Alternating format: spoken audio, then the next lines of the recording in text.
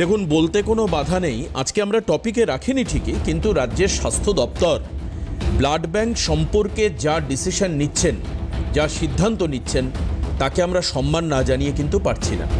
সেই ছবিটাই আজকে আমরা দেখেছি। ব্লাড ব্যাংকের লাইসেন্স ক্যান্সেল করা হয়েছে, হেল্পিং পয়েন্ট বা সামথিং এরকম নাম, তার লাইসেন্স আজকে অনুমোদন ক্যান্সেল করা হয়েছে। অসাধারণ একটা কাজ স্বাস্থ্য দপ্তর করেছেন। মানুষের পাশে থাকবার এই ধরনের বার্তাতে আমরা অন্তত গণমাধ্যমের কর্মীরা যারা দীর্ঘদিন ধরে ব্লাড ব্যাংকের দুর্নীতি নিয়ে কম বেশি খবর করে আসি, মানুষের অভাব অভিযোগ শুনে আসি, তার অন্তত পক্ষে খুশি। আশা করি এই রাজ্যের আম জনতাও খুশি হবেন। কিন্তু আজকে যে বিষয়টা নিয়ে আলোচনা করব সেটা বেশ গুরুত্বপূর্ণ। অনেকগুলো ইস্যু রয়েছে, তার মধ্যে বেশ গুরুত্বপূর্ণ। কিছুক্ষণ আগে যখন এই স্টুডিওতে আসি তখনই আমাদের একজন আমার সহকর্মী তিনি বললেন যে টিভি স্ক্রিনে একবার ফলো করবার জন্য। তো আমি চট করে টিভিতে তাকিয়ে দেখছি যে অনেক পুলিশ দাঁড়িয়ে রয়েছে। কি ব্যাপার, কার বাড়িতে আবার কলকাতা পুলিশ গেল? তো শুনতে পেলাম যে সুমিত রায়, মানে যিনি এতাবৎ মানে এখনও পর্যন্ত যিনি লাপাতা বেপাত্তা, সেই সুমিত রায় যিনি অভিষেক বন্দ্যোপাধ্যায়ের অত্যন্ত নিয়ারেস্ট, মানে বলা যেতে পারে অত্যন্ত ইন্টিমেসি যার সঙ্গে ছিল সুমিতের সঙ্গে, সেই সুমিত রায়ের বাড়িতে পৌঁছলো কলকাতা পুলিশের একটি বিশেষ দল।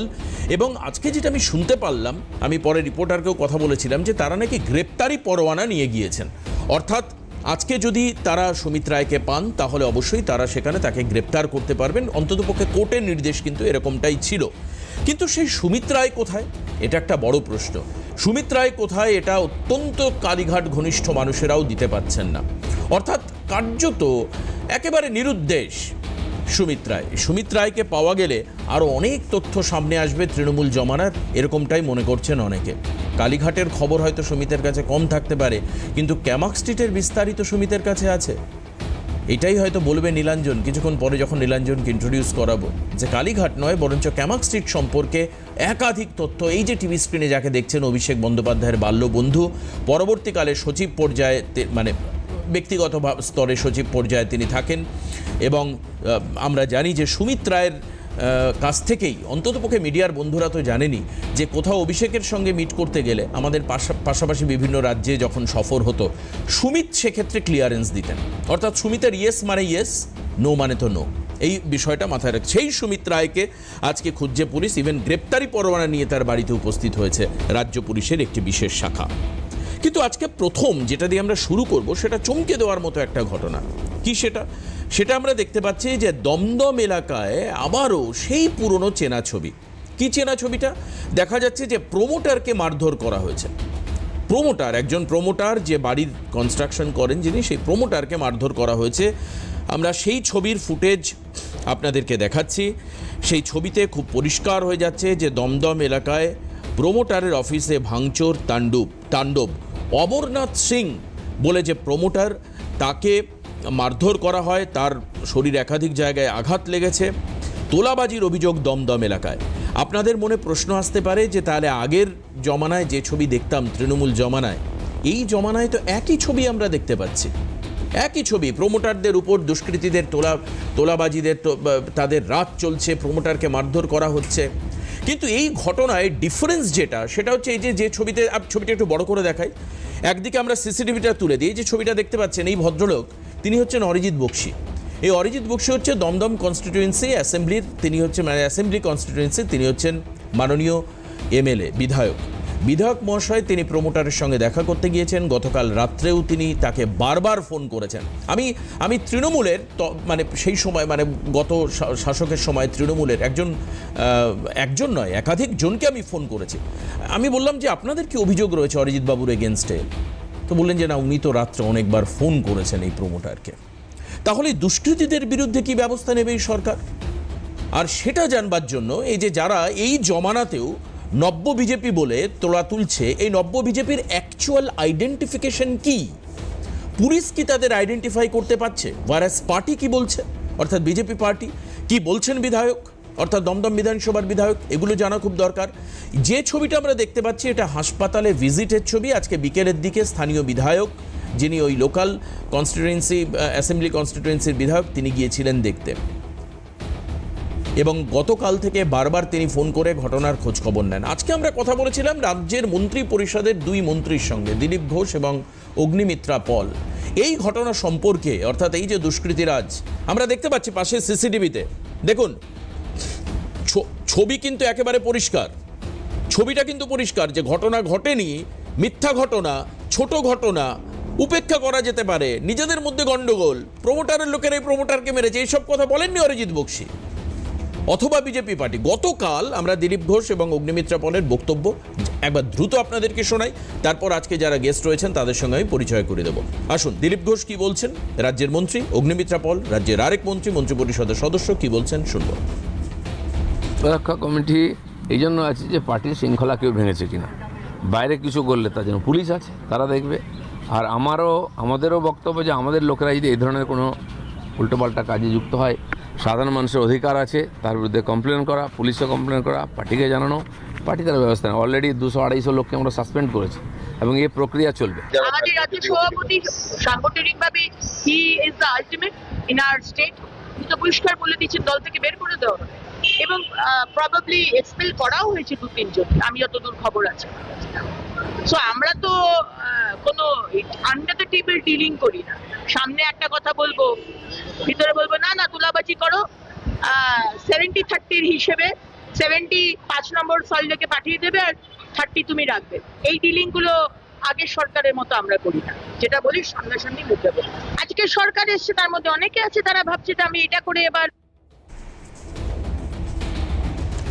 আর এবার পরিচয় করে দিই যারা আজকে আমাদের সঙ্গে রয়েছেন এই আলোচনায়। আমি প্রথমেই স্বাগত জানাবো দমদমেরই বিধায়ক অরিজিৎ বক্সী, নিজে স্বয়ং আজকে এই ঘটনা সম্পর্কে বিস্তারিত ব্যাখ্যা করবার জন্য আমাদের স্টুডিওতে রয়েছেন। আমাদের অনেকগুলো প্রশ্ন থাকবে অরিজিৎ দাকেও এখানে। সঙ্গে স্টুডিওতে রয়েছেন কালীঘাটের তৃণমূল শুধু বললে ভুল হবে, মমতা বন্দ্যোপাধ্যায় পন্থী তৃণমূলের অন্যতম সদস্য আমার ভাই স্নেহভাজন নীলাঞ্জন দাস। নীলাঞ্জনকে আজকের অনুষ্ঠানে স্বাগত জানাই। অন্যদিকে আমাদের অন্য স্টুডিওতে রয়েছে গৌরব, রাজনৈতিক প্রবক্তা। গৌরবও কম বেশি এই দমদম এলাকা নিয়ে বহু আলোচনা করেছেন। গৌরব বাম মুখপাত্র, সিপিএম নেতা গৌরব আমাদের সঙ্গে রয়েছেন। আমাদের সঙ্গে রয়েছেন রাজনৈতিক আলোচক বিশ্লেষক ঝন্টু বড়াইক। আমি ঝন্টু দাকেও আজকের অনুষ্ঠানে স্বাগত জানাই। ছবিটা একদিককার ছবি এক হলেও তার পরবর্তীকালে, মানে কোনো ঘটনার পরে যেটা আমরা বলি যে পোস্ট ফ্যাক্ট রিয়াকশন, সেটা কিন্তু খুব স্ট্রং। আগে আমরা কি দেখতে পেতাম যে এই ধরনের ঘটনাকে মূলত গোষ্ঠীদ্বন্দ্ব বা প্রমোটারের লোক বলে চালিয়ে দেওয়া হতো। আমি আজকে অরিজিৎদার কাছে প্রথম যাব। অরিজিৎদা, এই ঘটনা মানে কারা ঘটালো আপনাদের? আপনি তো নিজেও, আমি শুনেছি যে পুলিশ প্রশাসনের সঙ্গে বারবার কন্ট্যাক্টে থেকেছেন, দলের মধ্যে কথা বলেছেন। এই যে নব্য বিজেপি বলে যারা পরিচয় দিয়ে প্রমোটারকে মারধর করছে, তোলাবাজির অভিযোগ রয়েছে আপনার কনস্টিটিউয়েন্সি এলাকায়, এরা কারা? দেখুন, ম্যাটারটা যেহেতু সাবজুডিস, আমি স্পেসিফিক কোনো নাম চ্যানেলে বসে নেব না, কারণ সেটা বিচার প্রক্রিয়া বা তদন্ত প্রক্রিয়াকে প্রভাবিত করার চেষ্টা হিসেবে ধরা যেতে পারে। কিন্তু ওভারঅল দমদমের এমএলএ হিসাবে সেখানকার ল অ্যান্ড অর্ডারের প্রতি আমার একটা দায়বদ্ধতা রয়েছে, আমার কমিটমেন্ট রয়েছে দমদমের মানুষের প্রতি। কারণ আমরা আমাদের সংকল্পে খুব পরিষ্কার বলেছিলাম যে আর কিছু না হোক, আমাদের ভোট দিলে আমরা আপনাদের শান্তিতে থাকতে দেব, আমরা আপনাদের শান্তিতে থাকাটাকে এনশিওর করব। এখন গতকালকে যে ঘটনাটা ঘটেছে, যতটা আমি জানতে পেরেছি প্রশাসনের মাধ্যমে, গতকাল রাত্রির 9টা-10টা এরকম সময়ে বেশ কিছু দুষ্কৃতী, দমদমেরই একজন মোটামুটি নামকরা প্রমোটার অমরনাথ সিং, তিনি তার অফিসে বসেছিলেন। আচমকাই ওই রাত্রিবেলা তার অফিসে চড়াও হয়ে তার মাথায় বন্দুকের বাঁট দিয়ে বাড়ি মেরে তার মাথায় সিভিয়ার ইনজিউরি। আমি আজকে দেখতেও গেছিলাম, আপনি তো দেখাচ্ছেনই এখানে। তার মাথার একদম ঠিক ওপরে 6টা এবং সামনের দিকে আরও 2টো স্টিচ, টোটাল 8টা-9টা স্টিচ পড়েছে। কালকে রাত্রে যে ঘটনাটা হয়েছিল, আমি কালকে একটা বৈঠকে ছিলাম, যে সময় ঘটনাটা ঘটেছিল আমার মোবাইলটা সাইলেন্ট ছিল। আমি মোবাইলটা বৈঠকের পরেই যখন আমি হাতে নিয়ে দেখি অনেকগুলো মিসড কল হয়ে রয়েছে, আমি সাথে সাথে বুঝতে পারি যে কিছু একটা ঘটেছে। তো আমি কিছু কল ব্যাক করার সাথে সাথে জানতে পারলাম কিছু মিডিয়ারই বন্ধুর ছিল, ফোন ছিল। আমি জিজ্ঞাসা করি কী হয়েছে, তারা আমাকে বলে ঘটনাটা ঘটে গেছে। আমি ইনস্ট্যান্টলি তখনই দমদম থানার যিনি আইসি তাকে ফোন করি এবং তাকে আমি বলি যে ঠিক কোট আনকোট এই কথাটাই বলি, ডান দিক বাদিক উপর নিচ কালো সাদা কিছু দেখবেন না, যে বা যারা এই ঘটনাটা ঘটিয়েছে তাদের বিরুদ্ধে দৃষ্টান্তমূলক অ্যাকশন নেবেন এবং একজনও যেন একটি দুষ্কৃতীও যেন ছাড়া না পায়। কেন করেছে না করেছে এগুলো দেখার বিষয় নেই। এইভাবে ফিজিক্যালি কাউকে টর্চার করা এইভাবে আর্মস দিয়ে ভয় দেখানো, তারপরে আস্তে আস্তে আমরা ইভলভ করেছি বিষয়গুলো কী কেন ঘটেছে সেগুলো আমরা পরে জানতে পেরেছি। কালকে রাত্রিবেলা আপনি যোগাযোগের কথা বলছিলেন, ওনার যে পরিস্থিতি ছিল যোগাযোগ করার মতো ওনার পরিস্থিতি ছিল না।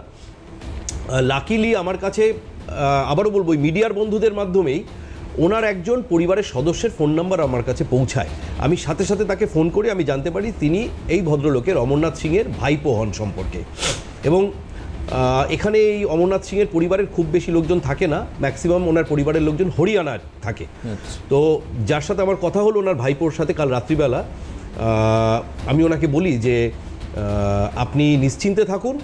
উনি একটু ভয়ে ছিলেন, আমি কথা যখন বলছিলাম বুঝতে পেরেছিলাম যে উনি একটুখানি টেরিফাইড হয়ে রয়েছেন। আমি ওনাকে বললাম আপনার ঘাবড়াবার কিচ্ছু নেই। অ্যাকচুয়ালি উনি ট্রাভেল করা শুরু করছিলেন, উনি হরিয়ানা থেকে থ্রু দিল্লি হয়ে ফ্লাইটে কলকাতায় আসছিলেন। আমি ওনাকে বললাম আপনি নিশ্চিন্তে ধীরে সুস্থে আসুন, আমাদের লোকেরা অলরেডি উনি যেখানেই আছেন আমরা ছেলেরা পৌঁছে যাবে, কোনো রকম কোনো অসুবিধা হবে না। ট্রিটমেন্টের ব্যাপারে সমস্ত কিছু আমরা যাতে প্রপারলি হয় সেদিকে নজর রাখবো, আর বাকি যা আইনি প্রক্রিয়া আপনি আসুন ধীরে সুস্থে, সমস্ত কিছু হবে।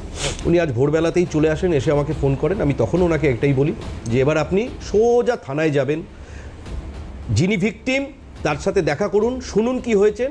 এবং আমরা জানি মানে একজন আইনজীবী হিসেবে বলতে পারি বা সাধারণ ব্যক্তি হিসেবেও যে কোনো ক্রাইমের এগেনস্টে যে কারোর, তিনি আত্মীয় হোক, স্বজন হোক বা না হোক, কেউ কোনো ক্রাইমের ব্যাপারে জানতে চাইলে আমাদের আইন যে কোনো মানুষকে অধিকার দেয় যে কোনো ক্রাইম ঘটতে দেখলে বা জানতে পারলে সেই বিষয়ে কমপ্লেন লজ করার। আমি ওনাকে সেই জায়গা থেকেই বলি যে আপনি অবিলম্বে থানায় যাবেন এবং যা যা পদ্ধতিগতভাবে করণীয়, কমপ্লেন লজ করা, সমস্ত কিছু করবেন। প্রশাসন আপনাকে সর্বতোভাবে সহযোগিতা করবে, এটা আমি ওনাকে গ্যারান্টি নয়, আমি প্রতিশ্রুতি দিই, কথা দিয়েছি আমি ওনাকে।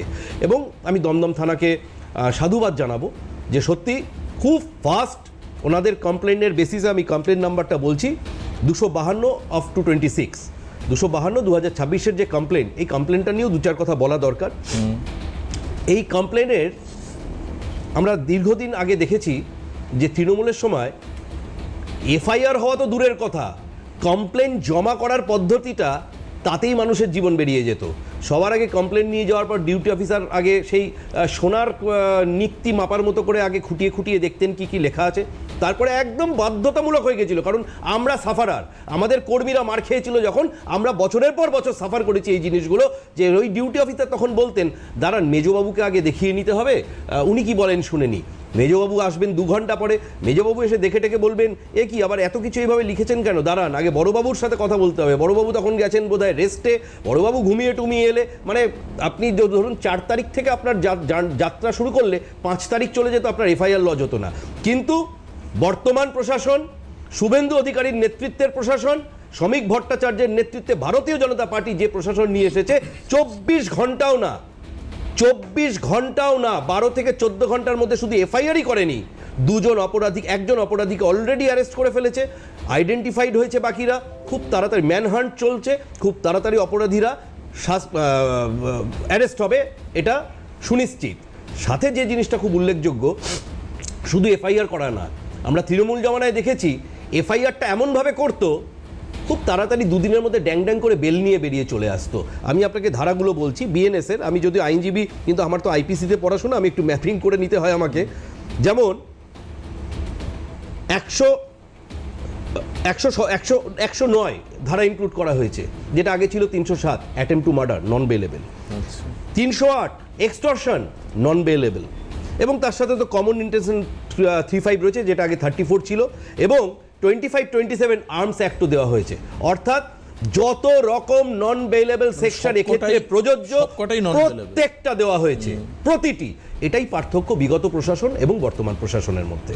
বেশ অসাধারণ এই প্রশাসনিক উদ্যোগ, এবং নিজে বিধায়কের এই উদ্যোগকে আমরা প্রশংসা করি। কারণ আমি কি বললাম যে বিজেপির মানুষকে নয়, বিজেপির ঘনিষ্ঠ নয়, আমি সম্পূর্ণ উল্টো দিকে থাকা রাজনৈতিক দল তৃণমূলের প্রতিনিধিদের অনেককে ফোন করেছিলাম, তারা বলছেন, আমি বললাম যে অরিজিৎ বাবুর সম্পর্কে তার অ্যাক্টিভিটিস কি, তারা বলেছেন গতকাল রাতে একাধিক ফোন অরিজিৎ বক্সি করেছেন, একাধিক ফোন বিভিন্ন মানুষকে করেছেন, এবং he was on very active mode, সক্রিয় ছিলেন গতকাল অরিজিৎ বক্সি। কিন্তু এখানেও তো একটা প্রশ্ন থেকে যায়, কি সেই প্রশ্ন? সেই প্রশ্ন হচ্ছে যে অরিজিৎ বক্সি ক্ষমতায় এসছেন বা বিজেপি সরকার ক্ষমতায় এসছেন, দমদমের দায়িত্ব পেয়েছেন প্রায় 3 মাস হয়ে গেল। আজকে 4 তারিখ যদি আমি ধরি তাহলে মে মাসের পর থেকে প্রায় 3 মাস কমপ্লিট হলো। এই যে নব্য বিজেপি বলে যাদের বিরুদ্ধে অভিযোগ আসছে, এরা কারা? দুজনকে গ্রেপ্তারের কথা বলছেন স্থানীয় বিধায়ক এবং পাশাপাশি বলছেন ম্যানহান্টিং চলছে, অন্যান্যদেরকেও ইমিডিয়েট তাদের বিরুদ্ধে লিগাল স্টেপ নেওয়া হবে। সিসিটিভিতে দেখা যাচ্ছে যে অনেকগুলো বাইক করে অনেকে এসে প্রমোটারদেরকে মারধর করেছে। তারা কারা? বা এই যে নব্য বিজেপির নাম দিয়ে যারা দুষ্কৃতি কার্যকলাপ করছে, অ্যাকচুয়ালি তারা কারা? কি বলবেন অরিজিৎ বাবু, জানবো। অরিজিৎ বক্সী যেহেতু আমাদের সঙ্গে আজকে পুরো অনুষ্ঠানটা সময় দিচ্ছেন, সঙ্গে আরও বক্তারা, তারা কে কী বলবেন তাদের বক্তব্য শুনবো। অরিজিৎ অবশ্যই অন পয়েন্ট একেবারে এই জায়গায় দাঁড়িয়ে তার উত্তর দেবেন। আমরা আসবো বিরতির পর, ফিরে সঙ্গে থাকুন। আজকে ছোট্ট এই যে আমাদের এই অনুষ্ঠান হয়েছে প্রায় 19 মিনিট মতো, আর 19 মিনিটের মধ্যে আমরা প্রায় মিনিট 10 মতো স্থানীয় বিধায়কের বক্তব্য শুনেছি। অনেকেই বলতেন না যে গভর্নমেন্ট চলছে কিন্তু গুড গভর্নেন্স কোথায়? ছোট্ট একটা ঝলক হয়তো আপনারা পেলেন, কিন্তু এই ঝলকের একেবারে পূর্বসূত্রিতা যদি আমি ধরি, তাহলে রাজ্যের মুখ্যমন্ত্রীর কথা বললেন না কিছুক্ষণ আগে অরিজিৎ দা, যে রাজ্যের মুখ্যমন্ত্রীর নেতৃত্বে পরিচালিত এই সরকারে কোনো রকম টলারেন্স নয়। আরেকটি অংশ শোনাই যেখানে শুভেন্দু অধিকারীর বক্তব্যে এই রাজ্যের মানুষ আস্থা এবং ভরসা পেয়েছিলেন যে না, এবার আর আগেরকার ঘটনার পুনরাবৃত্তি হবে না। আর যদিও বা পুনরাবৃত্তি হয়, সরকার, প্রশাসন এবং দল উপযুক্ত সময়ে উপযুক্ত পদক্ষেপ নেবে। ঠিক যেরকমভাবে ব্লাড ব্যাংকের লাইসেন্স ক্যান্সেল করে দিলেন শারদ দত্ত মুখোপাধ্যায়, রাজ্যের স্বাস্থ্যমন্ত্রী, ঠিক তেমনিভাবে এই দুষ্কৃতিরাজ বন্ধ হবে। কি বলেছিলেন শুভেন্দু অধিকারী, রাজ্যের বর্তমান মুখ্যমন্ত্রী, তার আগের বক্তব্য এবং সঙ্গে গতকাল দলীয় সভাপতি রাজ্যসভার সাংসদ শ্রমিক ভট্টাচার্যের আরেকটি বক্তব্য আপনাদের সামনে পরপর রাখবো। দেখি কে কি বলেছেন, শুনবো। এবারে যদি সরকারটা না আসতো, এরা সব উড়িষ্যা চলে যাবে ঠিক করেছিল। সিন্ডিকেট রাজ, তোলাবাজি, রাস্তায় গাড়ি নিয়ে বেরোলে হাত পাতত, গুন্ডা ট্যাক্স, একবার এনপিআই টাকা নেয় তো আরেকবার পুলিশ টাকা নেয়, আরেকবার পুলিশ টাকা নেয় তো আরেকবার ডান্ডা ট্যাক্স টাকা নেয়। কি অবস্থা করে রেখেছিলেন আপনারা? এই সরকার আসার জন্য বাংলা বাঙালি বেঁচে গেছে, আর ইনারাও ফিরে আসতে শুরু করেছেন।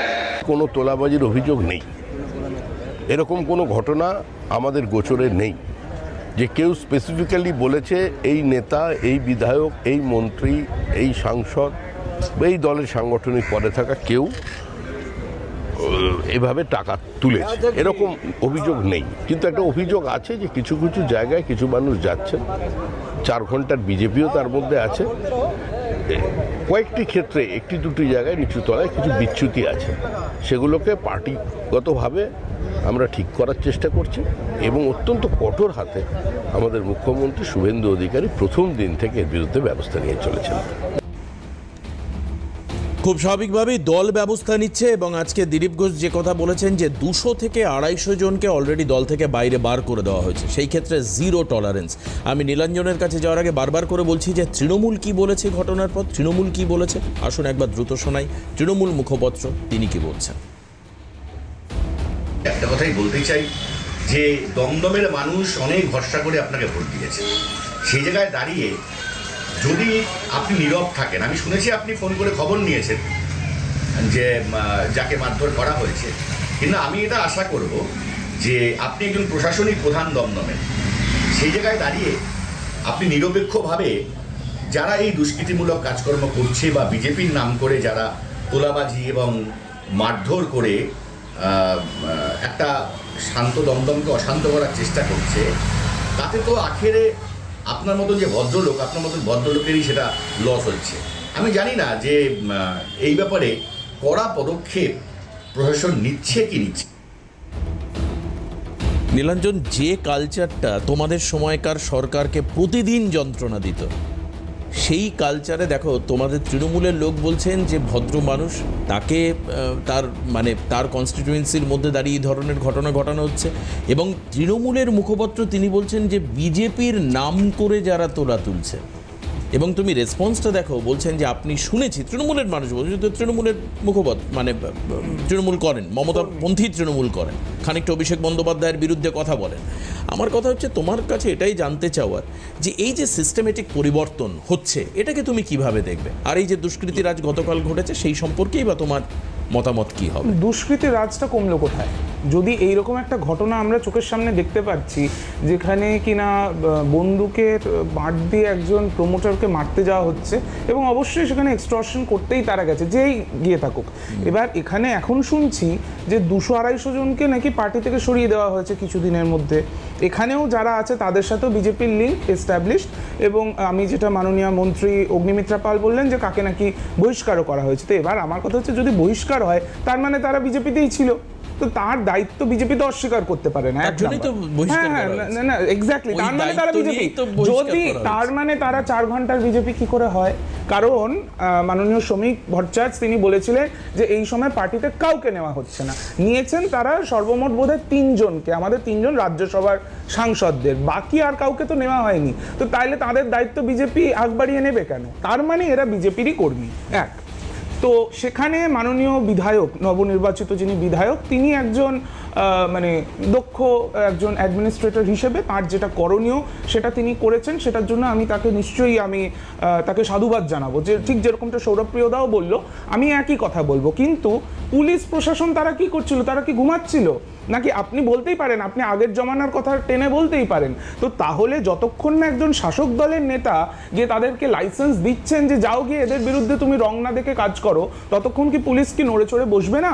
তখন কি মানুষ, উনি তো মানে খুন হয়ে যেতে পারতেন। এই যে উনি যেই ধারাগুলো বলছেন, কোন ধারাটার ক্ষেত্রে অ্যাপ্লিকেবল নয় তুমি বলো, কোন ধারাটা অ্যাপ্লিকেবল নয়? এটা তো অ্যাটেম্প টু মার্ডারই, উনি তো মরেই যেতে পারতেন। তো সেই জায়গাতে যেইটা আমরা দেখেছি, এটা ক্লিয়ার কাট, এটা একটা মানে এক্সটর্শন র্যাকেট সেখানে চলছে, সেটা মাননীয় বিধায়ক পাশে বসে আছেন। আমি তাকে অনুরোধ করব যে এটা আপনি নির্মূল করুন, এটা রং না দেখেই আপনি নির্মূল করুন। সেটা বিজেপির লোক হতে পারে। গাছটা জন্মালো কোথা থেকে? না, গাছটা এটা তো মানুষের, আজকে তোমার বাড়ির পাঁচিল না দেখুন, এটা একটা সামাজিক স্তরে সব জায়গাতে ভালো মানুষ খারাপ মানুষ থাকে। বিজেপিতেও মানে বিজেপি তো পারফেক্ট পার্টি হতে পারে না, তারা ক্লেম করতে পারে, তারা বলতে পারে আমরা পার্টি উইথ আ ডিফারেন্স, কিন্তু তারা কিন্তু যথেষ্ট নাজেহাল অবস্থা। সেটা আমরা দিলীপ ঘোষের মুখেও শুনেছি, আমরা শ্রমিক ভট্টাচার্যের মুখেও শুনেছি যে এই তোলাবাজি এই সমস্ত এগুলো আমাদের মধ্যে শুরু হয়ে গেছে। তারপর ধরুন এই যে সোকল ডিম থেরাপি, সেটা নিয়েও আমরা শ্রমিক ভট্টাচার্যের মুখে যথেষ্ট সদর্থক কথাবার্তা আমরা শুনছি, কিন্তু গ্রাউন্ডে আমরা কি দেখছি? গ্রাউন্ডে দেখছি মানুষকে মারা হচ্ছে। তৃণমূল যেখানে একটা কোথাও একটা কর্মসূচি করছে, সেখানে কিছু গুন্ডারা ডিম মারাটাকে আমরা মানে একে ডিম ছুঁড়ে মারাটা তো আইনত কোনো বৈধ কাজ নয়। কিন্তু যাকে ডিম ছুঁড়ে মারা হচ্ছে, ধরো একজন, আমি ছোট্ট উদাহরণ দিতে পারি, আমি তো বিভিন্ন ব্লকের নেতাদের অত চিনি না, কিন্তু এই কলকাতায় সল্টলেকের একজন নেতাকে চিনি, অরিজিৎ দাও তাকে খুব ভালোভাবেই চেনেন, সবাই এখানে আমরা চিনি। তার নাকি 50 কেজি সোনা, 50 কেজি তার যদি না, আমি আপনার কথাটা বুঝতে পেরেছি যে আপনি বলছেন যে কিছু লোক তারা মানুষকে, আরে বাবা 50 কেজি কেন, মানে আমি বলছি যে তারা যদি ক্রিমিনাল হয়, আশ্চর্যের কিছু 50 কিছু স্বাভাবিক নয়। আপনি আমার কথাটা শুনুন, আমি বলছি যে তোমার গায়ে একটা সোনা আমি দেখতে পাচ্ছি না। তোমার নেতা যিনি 50 না, আমার নেতা না, আমার একমাত্র নেত্রী মমতা ব্যানার্জি, আর কিচ্ছু না। ওই সমস্ত ছেড়ে দিন, আপনি যার কথা বলছেন তাকে তো বিজেপি তো 2021 সালে টিকিট দিয়েছিল, তারপরে সে বিজেপি থেকে চলে আসলো কেন?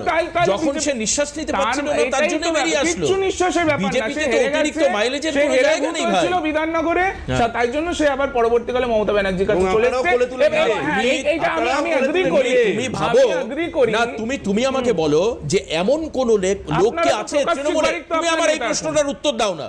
ও নীলাঞ্জন ভাই, তুমি আমার এই প্রশ্নটার উত্তর দাও যে এমন কোন লোক আছে যে বিজেপি থেকে আসার পর সে সসম্মানে কোনো একটি পুরসভার চেয়ারপারসন হিসেবে নিযুক্ত হয়েছে?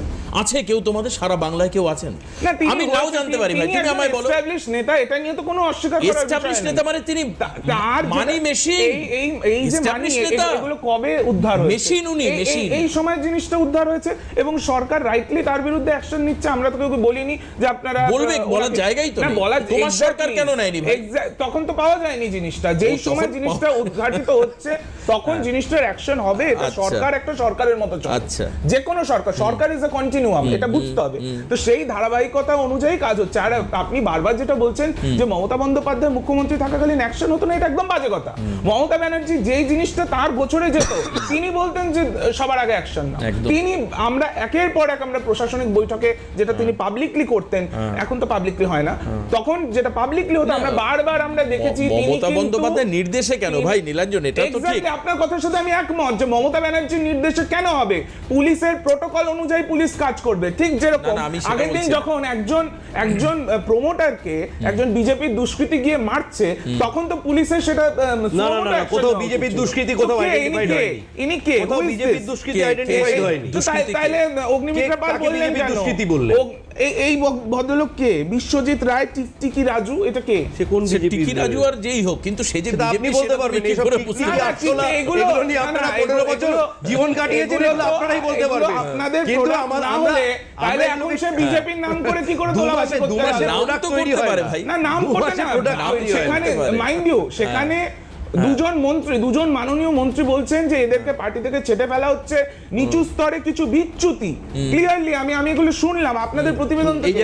এই বিচ্যুতি যখন আছে তার মানে এদের কোথাও না কোথাও এদেরকে বিজেপি গ্রহণ করেছে, নাইলে বিজেপি আজকে বলছে কেন যে এদেরকে আমরা পার্টি থেকে সরাচ্ছি? গ্রহণ করেছে না রয়ে গিয়েছে? অরিজিৎ বক্সি প্লিজ কিছু। এই জায়গাটা একটা খুব টেকনিক্যাল পয়েন্ট ও প্রথমেই তুলেছিল, সেটাই আবার রিপিট হলো। এটা একদম খুব পার্টিনেন্ট কোয়েশ্চেন একটাও, কিন্তু একটা খুব বুদ্ধির জায়গা তুলেছে যে সরানো হচ্ছে মানে তার মানে কি বিজেপিতে ছিল, এই জায়গাটা একটা বলার রয়েছে। মানে আমি ওইভাবে কোনো নতুন পুরনো কাউকে দেখে দিতে চাই না, কিন্তু দীর্ঘদিন ধরে আমি এবং আমার বহু সহকর্মীরা তো পার্টিটা করছি, এবং আমার সেই সমস্ত সহকর্মীরা আমরা একটাই পার্টি করেছি, আমরা একটা পার্টির ব্যানারের তলেই দৌড়েছি, ভিজেছি, পুড়েছি, আমরা এই দলটাই করেছি। আমাদের সমস্যা হয়েছে, আপনাকে একটা ঘটনা বলি তাহলে নীলাঞ্জন বুঝতে পারবে কি সমস্যা। আমি একবার একজনকে চেস করেছিলাম, আমি একটা প্রোগ্রামে গেছিলাম, সে হঠাৎ করে খুব হম্বি তম্বি ঘাড় ফাড় নাড়িয়ে সে দাদা ফাদা হ্যাঁ, আমি বলে এই ভাই একটু থাম তো, কে কি নাম? নাম বললো, আমি নাম বলছি না এখানে। কদিন করিস পার্টি? অনেক দিন করি দাদা। কোথায়? কারণ অ্যাকচুয়ালি আমার একটা সুবিধা আছে দমদমে, আমি দমদমের এই বিজেপি পার্টিটার একদম গ্রাসরুট থেকে ক্যারি করেছি। আমি এই দমদমের মন্ডলের জেনারেল সেক্রেটারি, সেখান থেকে মন্ডল সভাপতি, তারপরে জেলা সভাপতি, তারপরে ন্যাশনাল কাউন্সিল মেম্বার, পুরো বিধানসভাটা আমার চষা। এবং অন্তত তৃণমূল বা সিপিএম সবাইকে না চিনলেও বিজেপি কোন ওয়ার্ডে কটা লোক করে আমি চিনবো না, এটা হতে পারে না। তো আমি যখন ওকে চেস করলাম, ক বছর বিজেপি করছিস জানেন কি বার করে দেখালো? পকেট থেকে একটা আমাদের যে অনলাইন মেম্বারশিপ ছিল, চুপকে করতো তৃণমূল, চুপকে একটা অনলাইনে মেম্বারশিপ করে রেখেছিল, আমাকে দেখাচ্ছে এই দেখো আমি 16 সাল থেকে মেম্বার। আমাকে পাশ থেকে মানে যারা পুরনো ছেলে বলছে, দাদা এবারের ইলেকশনেও টিএমসি ঝান্ডা নিয়ে বাইক বাহিনীতে নাম লিখেছিল, এবং মমতা ব্যানার্জি দমদমে যেদিন ওই করেছিলেন, জনসভা করেছিলেন, এয়ারপোর্ট থেকে বাইক মিছিল করে ওই সেন্ট্রাল জেলের মঞ্চে গেছিল, সভা প্রাঙ্গণে গেছিল। আমাদের হয়েছে এইটা সমস্যা। তাই আমি ওই টেকনিক্যাল প্রশ্নটার উত্তর দিয়ে যে বললেন না যে অগ্নিমিত্রাদি কাকে বার করেছেন, আমাদের তো এই স্কোপটা ছিল অনলাইন মেম্বারশিপ, এটা আমাদের প্রাইমারি মেম্বারশিপ পাওয়া যায়। যাকেই এই ধরনের কোন রকম কাজে যুক্ত পাওয়া যাবে আমরা ওই প্রাইমারি মেম্বারশিপ থেকে তার মেম্বারশিপ খারিজ করে দেব। সমস্যাটা হচ্ছে কারা কারা যে অনলাইনে করে রেখেছে এটা বোঝা খুব কঠিন। একদম তাই। আমি আসবো এই আলোচনায় আবারও। আমি গৌরব রয়েছে আমাদের সঙ্গে, ঝন্টুদা ব্যাখ্যা করবেন, কারণ ঝন্টুদা এমন একজন মানুষ যিনি ওই জমানায় এবং এই যে স্টাডি গত 3 মাসে সেটাও করছেন। আমি শুধুমাত্র পার্থক্যটা আপনার থেকে একদম প্রিসাইজলি জানতে চাইবো, কিন্তু তার আগে গৌরবকে নেব, গৌরব কি বলছে জানবো। দ্রুত ফিরে আসছি বিরতির পর, সঙ্গে থাকুন। ফিরে আসলাম আলোচনায় আজকের এই প্যানেলে।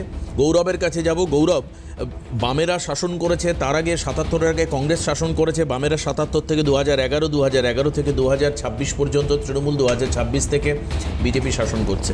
দেখো, এটা তুমিও জানো যে অপরাধকে বন্ধ করা বা নিয়ন্ত্রণ করা যেতে পারে, কিন্তু স্টপ করে দেওয়া, পজ করে দেওয়া সম্ভব নয়, যেটা কিছুক্ষণ আগে নীলাঞ্জনও স্বীকার করলো। অপরাধীরা অপরাধ করবেই, কিন্তু এই যে পোস্ট ইনসিডেন্টাল অ্যাকশন, অর্থাৎ ঘটনার পরের যে অ্যাকশন, এটাকে তুমি কিভাবে দেখছো? গত সরকার, এই সরকার বা বামেদের সময় অনেকগুলো ঘটনা হয়তো এক্ষুনি চট করে উঠে আসে। না আমি না এখানে মানে আমি অন্য স্টুডিওতে বসে নীলাঞ্জন আর অরিজিৎদার মুখের দিকে তাকিয়ে আমার মানে এত হাসি পাচ্ছিল কেন? যে 4 মের আগে আপনি যখন আমাদেরকে ডাকতেন, আমার ডান দিকে বিজেপি আর তৃণমূল, মানে তৃণমূল সরকারে আর বিজেপি বিরোধী, তৃণমূল সরকারে বসে যা ব্যাখ্যা দিত ঠিক একই ব্যাখ্যা এখন বিজেপি সরকারে বসে দিচ্ছে। ম্যাটার সাবজুডিস, তারপরে আইনের ধারা। নীলাঞ্জনদের যখন সিনিয়ররা এই স্টুডিওতে আসতো তখন একই জিনিস, একই কথা বলতো, মানে কি আগে বলতো? এখন এ তো গোষ্ঠীদ্বন্দ্বের তত্ত্ব অনেক সময় লাগিয়ে দেওয়া হতো। আমি আসছি অরিজিৎ দা এখন যা ব্যাখ্যা দিচ্ছেন তখন নীলাঞ্জনরা তাই ব্যাখ্যা দিত, আর অরিজিৎ দা তখন যা ব্যাখ্যা দিতেন এখন নীলাঞ্জনরা দিচ্ছে। সুতরাং পরিবেশ পরিস্থিতি বদল হয়নি। আমি আপনাকে বলছি যে অজিত ত্রিবেদী, তিনি বিজিএমসি, ভারতীয় জনতা মজদুর সংঘ বা কিছু একটা হবে, সেল, তার প্রেসিডেন্ট না সেক্রেটারি হয়েছেন। তিনি হচ্ছেন কসবার বিখ্যাত কুখ্যাত যাই বলেন সেই সোনা পাপ্পু, তার ডান হাত। তিনি বিজিএমসি সেলের হচ্ছে যে নেতা তৈরি হয়েছেন। এই সংগঠনটার গৌরব এক মিনিট আমি পোস্ট করিনি, আপনাদের বিজেপিরই নেতা, তিনি তার ফেসবুক পোস্ট, না এটা তো উনি অস্বীকার করছে না, কি বলছে শোনো এক লাইন। আচ্ছা তুমি বলো না। হ্যাঁ, সুশোভন সরকেল নাম শুনেছেন? আমার কাছে এখনো চলছে ভিডিওটা। সুশোভন সরকেল এই দমদমের কোনো একটি তৃণমূল অধ্যুষিত ক্লাব ছিল, এখন বর্তমানে বিজেপি হয়েছে সেই ক্লাব। তাদের গত রবিবারের রক্তদান শিবিরে সুশোভন সরকেল, যিনি নাকি আরিয়াদহের ডন জয়ন্ত সিংয়ের ডান হাত, সেই সুশোভন সরকেল গত বছর পুলিশ যাকে অ্যারেস্ট করেছিল তিনি সেই রক্তদান শিবিরের অতিথি হিসেবে মঞ্চে উপস্থিত ছিলেন। সুতরাং পরিবেশ পরিস্থিতি, ম্যাটার সাবজুডিস যাই বলেন সবই চেপে গেলেন অরিজিৎ দা। দুষ্কৃতিকারী কারা ওই প্রমোটারকে মারলো ঘটনাচক্রে। আপনারা যখন আমাকে বলেন আজকের এই প্রোগ্রামে আসতে, আমি তখন ওই ক্যান্টনমেন্ট ওই অঞ্চলেই ছিলাম। তা আমি আপনাদের ফোন টোন পেয়ে আমি জিজ্ঞেস করলাম, দাদা এখানে এই সব ঘটনা হয়েছে, কী ঘটনা? বলছে দাদা এগুলো হচ্ছে সব দখলদারির ঘটনা, প্রমোটিং হবে, সেই প্রমোটিংয়ে কে বালি ফেলবে, কে ইট ফেলবে, কে সিমেন্ট দেবে, কে ওই জমি নেবে, কে জমি নেবে না, তাই নিয়ে গণ্ডগোল। এখন বিজেপি বিধায়ক হিসেবে তিনি যে কাজ করেছেন অবশ্যই তার সেই কাজ করার কথা, কিন্তু তার আগে তারই বিধানসভা কেন্দ্রের মধ্যে প্রায় 500 জন হকারের রুটি কেড়ে নিয়েছিল রেল এবং পশ্চিমবাংলার সরকার, ভেঙে দিয়েছিল হচ্ছে যে তার দোকানগুলো, তাকে ফোনে একবারের জন্য হচ্ছে যে পাওয়া যায়নি। পার্থক্যটা এখানে, যাদেরকে পাওয়া গেছিল সেটা হকারদের অ্যাসোসিয়েশন আমার সাথে 3 বার দেখা করে গেছে, আপনি না জেনে বলছেন। আপনি দেখা করে তো আপনার কোনো ফল আপনি দিতে পারেননি। সেই হকারগুলোর পরিবারগুলো আজকে রাস্তায় বসে আছে। আপনি সেই হকারগুলোর পরিবারগুলো রাস্তায় বসতো না যদি তোমার ওই দুজন নেতা নেত্রী গিয়ে তাদের উস্কিয়ে ওখানে বসে থাকতে প্ররোচিত করে থাকতো। তাদের বারে বারে বলছি, শোনো ধৈর্য ধরে শোনো না, ধৈর্য ধরে শোনো। তোমার দুই নেতা তোমাদের দুই নেতা নেত্রী গিয়ে বারে ওখানে গিয়ে মাইক ফুঁকে বলে এসেছিল রেল যে নোটিশটা দিয়েছে সেটাকে কমপ্লিটলি ইগনোর করুন, কিচ্ছু হবে না, আমরা কিছু করতে দেবো না, আমরা বসে থাকবো। আর দেখা গেল রাত্রিবেলা উচ্ছেদের পরে তোমার নেত্রী গিয়ে রাস্তায়, স্টেশনে নয় রাস্তায় দাঁড়িয়ে লেকচার বাজি দিচ্ছে। তিনি স্টেশনে গিয়ে একবারের জন্য উচ্ছেদের বিরুদ্ধে দাঁড়াননি, তাই বড় ডায়লগ দিও না। তোমার নেত্রীকে বলো এই দ্বিচারিতা করে তিনি যে কিছু মানুষের সর্বনাশ করলেন, এই ঘটনাগুলো এই নাটকগুলো না করতে বলো। রাত্রিবেলা উচ্ছেদ হয় সেদিনকে আমি স্পটে ছিলাম, আপনি ছিলেন আমি দেখিনি, থাকলে ভালো হতো, কথাবার্তা হতো, কোনো ব্যবস্থা নিশ্চয়ই গ্রহণ করা যেত, আপনি ছিলেন না। 1, 2 এরকম কোনো কথা আপনি যে নেতা নেত্রীর কথা বলছেন তারা বলেননি, উল্টে তারা রেলের যিনি এসএস আছেন। কি বলছো? আইএনটিটিউসির অফিস থেকে পতাকা খুলে তোমরা সিটুর পতাকা লাগিয়ে দিয়ে চলে এসেছিলে। দেখো হকার ইস্যুটা মানবিক গৌরব, এই বিষয়ে কোনো সন্দেহ নেই, কিন্তু এটা তো অনৈতিকও বটে। দেখো তুমি যদি ডেভেলপমেন্ট করতে চাও, অনৈতিক কোনটা? তুমি একটা সরকারি জায়গা দখল করে বসে রয়েছো, তুমি একটা কেন দেবে নীলাঞ্জন? কোন অ্যাঙ্গেলে দেবে? তুমি মানবিকতার জায়গা বলতে পারো, it is in humanitarian ground. Rail পুনর্বাসন কে বলেছিল বসতে? রেল কি জায়গা? আমি বলছি কে বলেছিল, আমি বলে দেবো, আমি বলে দেবো কে বলেছিল। আমি এগুলো মানতে না, আমি সেই মানুষগুলোর পাশে গৌরব আছে, তাদের ম্লান মুখগুলো দেখলে আমার কষ্ট হয়, কিন্তু তারা না না, আপনি মুখ ম্লান করার আগে এই তথ্যটা জেনে নিন। দাঁড়ান, আমি এটা বলে দিই। গৌরব ওখানে থাকে, দমদমে খুব ভালো জানে। ওইখানে যে দোকানগুলি রয়েছে তার মধ্যে 75 থেকে 80% বেশি দোকানের সাথে দমদমের কোনো মানুষের যোগাযোগ নেই। তারা কেউ মসলন্দপুর থেকে, কেউ গোবরডাঙ্গা থেকে, কেউ গুমা থেকে এসে তৃণমূলের লোকাল জিৎ, তার নাম জিৎ ছিল কালেকশন এজেন্ট, তাকে 1 লাখ 1.5 লাখ টাকা করে দিয়ে ওই কমিটি নিয়েছিল। তুমি তখন বলো গৌরব যে যখন কিনা রেল কোনো তার নতুন প্রজেক্ট আরো দেখা যাচ্ছে আগামী 5 বছর পরও এক্সপেনশন হলো না, তুমি তো এটা বোঝো। আজকে তুমি দেখো বিধাননগর স্টেশনে উঠতে গেলে, নামতে গেলে দোকান, জল, কাদা, ন্যারো প্যাসেজ, তো মানুষের অসুবিধা হয়। আপনার প্রশ্ন শেষ হয়েছে, ওনার অন্য জায়গায় করুক রিহ্যাবিলিটেশনে, সরকার তার ক্ষেত্রে কোঅপারেশন করুক। কেন হলো না? আরে গেছে 1 মাস হয়নি এখনো, কেন ভাঙলো? তাহলে বুলডোজার অ্যাকশন কেন? নীলাঞ্জন 1 মিনিট আমি বলি। আপনি বললেন না যে রেল ওখানে রিহ্যাবিলিটেশন, রেল ওখানে আলোচনাটা পুরো অন্যদিকে চলে না, অন্যদিকে যাচ্ছে গৌরব, একদম শুনুন, আমি ইচ্ছা করে ঘুরিয়ে দিল। আমি অন্যদিকে নিয়ে যাচ্ছি না। না, ও দুটো ফাউল করেছে, আমি সেই দুটো উত্তর দেব, দুটো ফাউল করেছে। যে শুভেন্দু অধিকারী তো নিজেই বলেছিলেন জাভেদ খানের 90টা সম্পত্তি। আমার বক্তব্য হচ্ছে সেই জাভেদ খানের 90টা সম্পত্তি কোথায় গেল? শুভেন্দু অধিকারী তো নিজেই বলেছিলেন যে চালকলের মালিক, অবৈধ চালকলের মালিক হচ্ছে অনুব্রত মণ্ডল। সে অনুব্রত মণ্ডলের কথা ছাড়া বীরভূমে একটা পাতা পড়ে না, সেখানে দাঁড়িয়ে টুলু মণ্ডলদের উৎপত্তি হচ্ছে। তাহলে আপনি কি বুঝবেন? আমি জানি না গৌরব, তুমি অনুব্রত মণ্ডলের অক্সিজেন হচ্ছে টুলু মণ্ডল। সেই টুলু মণ্ডলকে যেভাবে তার সম্পত্তি মানে ক্যাপচার করা হলো, টুলু মণ্ডল বাইরে রয়েছে। সেটাই তো, তুমি শোনো না, না না না, নীলাঞ্জন ভাই, তোমরা বিনয় মিশ্রকে রাখতে পারোনি। এটা অভিষেক বলতে পারবে, তোমাদের সম্পদ বিনয় মিশ্র, অভিষেক বলতে পারবে, সুমিত রায়, এরা কোথায়? আসবো ফিরে ঝন্টু বড়াইকের কাছে যাবো। দুটো দেবাশিস, আমি দুটো পয়েন্ট আমি শুধু একটু অ্যাড করে ঝন্টুদাকে ছোট্ট করে, ও দুটো গৌরব দুটো কমপ্লিট মানে সম্পূর্ণভাবে ভ্রান্ত তথ্য দিল। ও এখানে বিজেএমসির কথা বলে কি প্রমাণ করতে চাইলো আমার জানা নেই। আমি অন মিডিয়া বসে আমার রাজ্য সভাপতি যা বলেছেন, আমার মুখ্যমন্ত্রী যা বলেছেন, আমি সেটাকে শুধু রিআইটারেট করব। বলুন, ভারতীয় জনতা পার্টির কোন ট্রেড ইউনিয়ন সেল বা মোর্চা ছিল না, নেই, থাকবে না। বলতে দিন গৌরব, বলতে দিন। গৌরব শোনা, এখনো ঝন্টুদা এক লাইনও বলেনি। ওই লোগোর মধ্যে ভাই আপনাদের পদ্ম ফুলের চিহ্ন, এই ভুল কথা বলছে। বিজেএমসির লোগোর মধ্যে কোনো পদ্ম ফুলের চিহ্ন নেই, এটা চাকার চিহ্ন, ওটা চাকার চিহ্ন ইউজ করে। এটা ভুল করছে, আপনি ভুল বলছেন। বিজেএমসির সাথে আরএসএস এর যেটা মজদুর সংগঠন, প্লিজ ঝন্টুদাকে বলতে দাও। এটা ট্রেড ইউনিয়ন নিয়ে আলোচনা নয়। কি ভুল ভাই? কোন ট্রেড ইউনিয়ন নিয়ে আলোচনা না, উনি চ্যানেলে মিথ্যে কথা বলছেন। বিজেপি, আপনি বিএমএস এর লোক, আপনি বিএমএস এর লোক কি আছে আপনি বলুন? বিএমএস এর লোক কি আছে? কি আছে? কি আছে? এই হচ্ছে সমস্যা। এই হচ্ছে সমস্যা। বিএমএস এর লোগোতে মুঠি ভরা ধান, উনি চোখে দেখেননি কোনোদিন। আর বিজেএমসি এর লোগোটা দেখে একদম একটা দাঁতে কাটা সরকার চিহ্ন। ঝন্টুদা প্লিজ, যা জেনে ভুল একদম ঝন্টুদা প্লিজ। না দেখো, পুরো আলোচনাটা কিন্তু ডিলে। এখানে গুড গভর্নেন্স এর প্রশ্নটা এসছে। একটা সরকার বিগত, তুমি যদি এক কথায় বলতে বলো, বিগত সরকার ফ্রিঞ্জ এলিমেন্টদেরকে মাথায় বসিয়ে চাষ করত। ফ্রিঞ্জ এলিমেন্ট, মমতা ব্যানার্জির পলিটিক্যাল ক্যারিয়ারটা যদি ভালো করে দেখো, একদম 15 বছরে বার কয়েক তিনি বলেছেন বখাটে ছেলেদের আমি চাই, অর্থাৎ রাজনীতিতে তিনি ভালো ছেলে চাননি। এবং তুমি খেয়াল করবে, আমার বাড়ির একটা কোমোড বসাতে গেলে, আমার বাড়ির ফ্ল্যাটের একটা জালনার তারকাটা লাগাতে গেলে স্থানীয় কাউন্সিলর হাজির হয়ে যেতেন, টাকা ফেলো।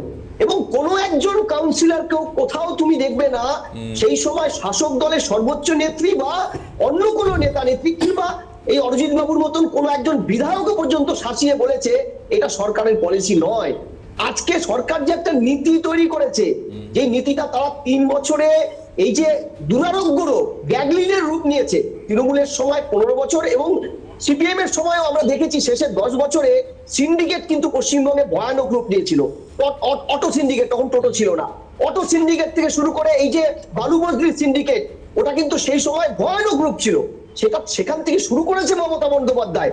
সেই জায়গায় আজকে এটা একটা গ্যাংরিং এর রূপ নিয়েছে, এই সিন্ডিকেট কিংবা তোলাবাজি, কাটমানি শিল্প, এবং খুব ভালোভাবে প্যারালাল এই ইকোনমিটাকে তৃণমূলের ভাষায় বলা হতো ডার্ক মাস্টার ইকোনমি, অর্থাৎ থানাগুলোকে কেন্দ্র করে গড়ে উঠেছিল প্যারালাল ইকোনমি, যার বলি হয়েছিল বকটয় টু মানে দলীয় খাকি। তোমরা জানো সাইফুদ্দিনকে হত্যা করা হয়েছিল টাকার 9-6, এবং অনেক তৃণমূল নেতা খুন হয়েছিল, বিরোধীরা তো হয়েই ছিল, এবং সাধারণ মানুষের জীবন জীবিকার মধ্যে ঢুকে গেছিল সিন্ডিকেট।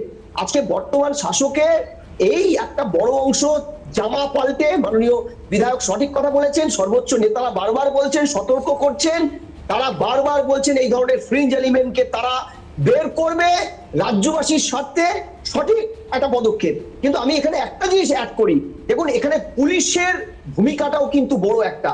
প্রথম কথা, এই রাজ্যেই বোধহয় বিগত সরকারের সময় আমরা দেখেছিলাম 113 জন নাগরিক পিছু একজন করে পুলিশ। এটা ভারতবর্ষের মধ্যে সবচেয়ে লোয়েস্ট রেট অফ পুলিশ, মানে মাথা পিছু যদি নাগরিকদের ধরা যায়। ফলে পুলিশের ম্যানমার্কিং করা এটা কিন্তু একটা দুরূহ কাজ। দ্বিতীয়, পুলিশের একটা বড় অংশের মধ্যে একটা কালচার ঢুকিয়েছিল মমতা বন্দ্যোপাধ্যায়, তৃণমূল, হাত পাতলেই টাকা। এই হাত পাতলেই টাকাটা কিন্তু পুলিশের মাধ্যমে এই শ্রেণীটার মধ্যে ব্যক্ত হচ্ছে।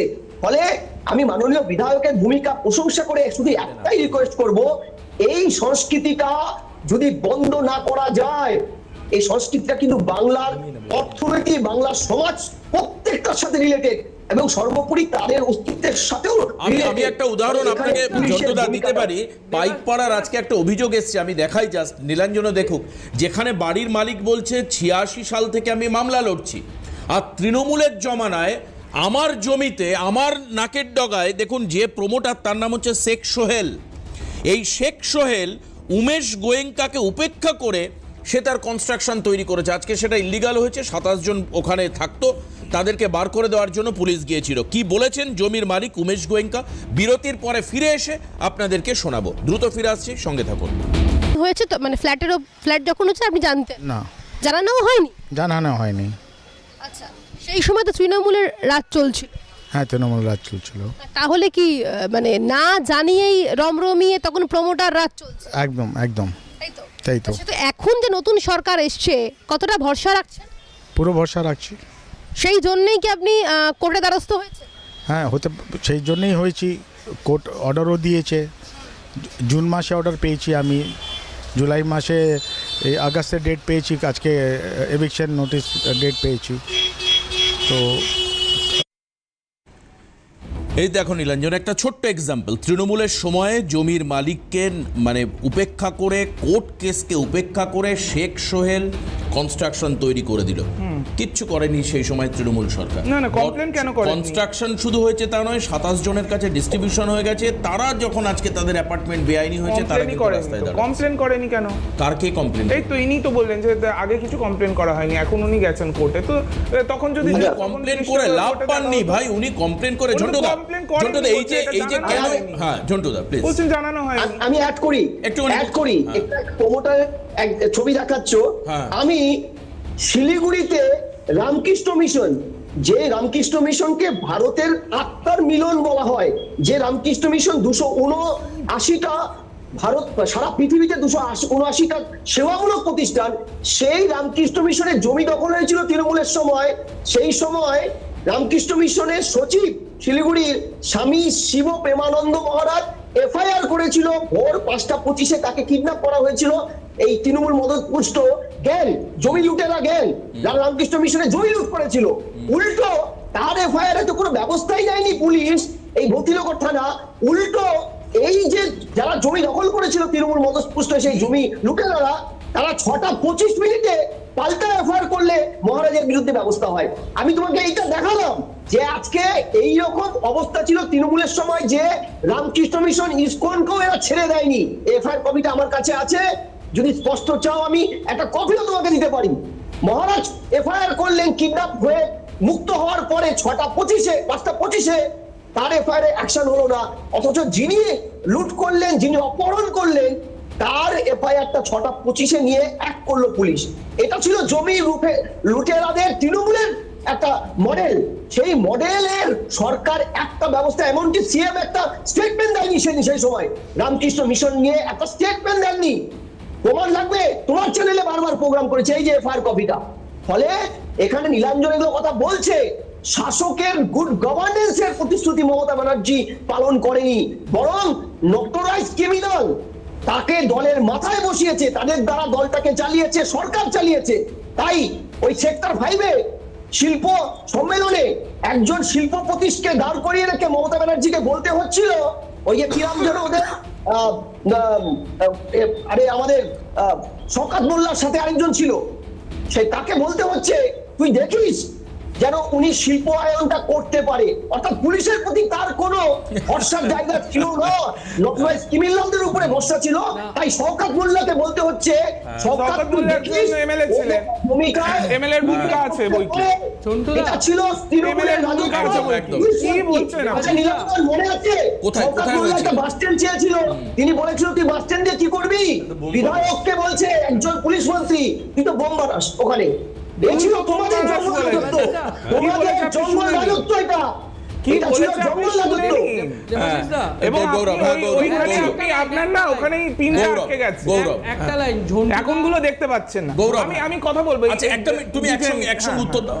ঝন্টুদা অনেক কথাই বললেন, কিন্তু আমি এটাও বলি যে ঝন্টুদা, জিতেন্দ্র তিওয়ারি তো তিনি বলেছেন যে 1 মাস 1.5 মাস যায়নি, তৃণমূলের থেকেও আমাদের নেতা কর্মী যারা আছেন তারা আরো বড় মাতব্বর হয়ে গেছেন, যারা কাউকেই ছাড়ছেন না। লরি, টোটো, অটো, বালি, অমুক তুসুক কাউকেই ছাড়ছেন না। আবার শ্রমিক বাবুও বলেছেন যে আমাদের মধ্যেও যে এই যে সব ঢুকছে এর বিরুদ্ধে আমাদেরকেও দেখতে হবে। দিলীপ বাবুও বলেছেন মধুমুক্ত হতে পারছি না আমরা। আচ্ছা কি আমি বলিনি।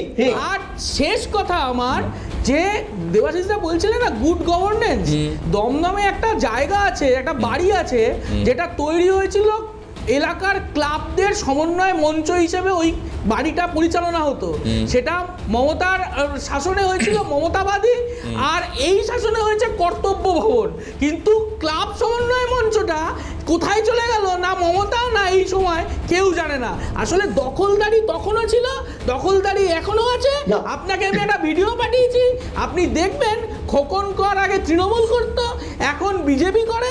তিনি গিয়েই হচ্ছে যে যিনি মার খেয়েছেন আজকে দমদমে যে প্রমোটার, তার মাথায় গিয়ে খোকন কর কোনোদিন বিজেপি করতেন না, উনি বিজেপির ঝান্ডা জানি না প্রমোটার অভিযোগ করেছে। না আমি অরিজিৎ এবং ঝন্টুদা দুজনের কথা শোনা, আমি একটা ছোট্ট বিরতি নিতে দিন। আমি ফিরে এসে অবশ্যই স্থানীয় বিধায়ক যার তার ক্ল্যারিফিকেশন নেব। এবং এই যে বিজেপি বলে দাবি করা আর বিজেপি করা, তার মধ্যে পার্থক্য রয়েছে। আমি বিজেপি বলে আমি দাবি করতেই পারি, কিন্তু আমি কি সত্যি বিজেপি, নাকি আমি মুখোশের আড়ালে ওই আগের কর্মকাণ্ড আমি চালাতে চাইছি? এটা তো দেখার বিষয়, দেখতে হবে যে পুলিশ তাদেরকে, তৃণমূল জমানায় এমন অনেক ঘটনা ঘটেছে যেখানে অভিযোগ রুজু করা যায়নি থানায় গিয়ে, হয়নি কিনা নীলাঞ্জন আমাকে বলুক, যে একাধিক জায়গায় মামলা রুজু হয়নি, অভিযোগ দায়ের করা যায়নি,